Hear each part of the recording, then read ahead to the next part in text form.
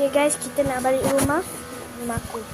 Kampung maksudnya. Bukan rumah aku yang kat Putrajaya tu. Jauh no aku dari kampung aku nak balik rumah aku.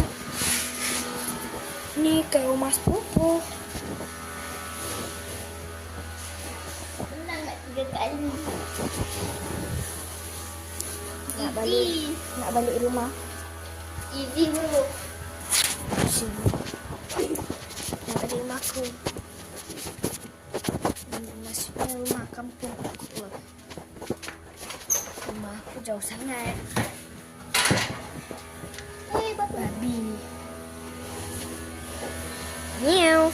Ni lah kucing yang curi barang orang. Masuk rumah orang tanpa izin.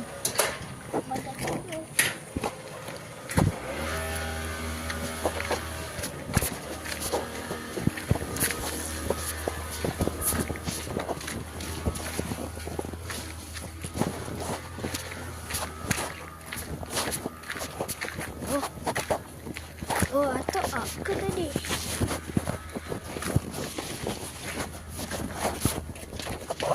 Oh, kena ke siapa tadi?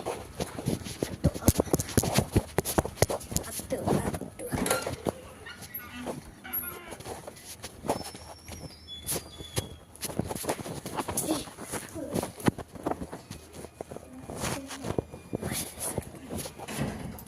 Kau nak makan?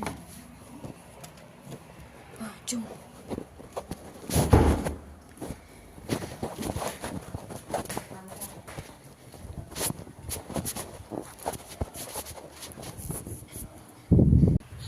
Meremit bilik mak aku kau. Aduh, kok panas sih?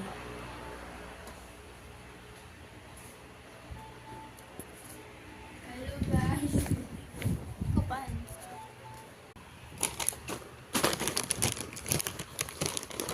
Makan kompas.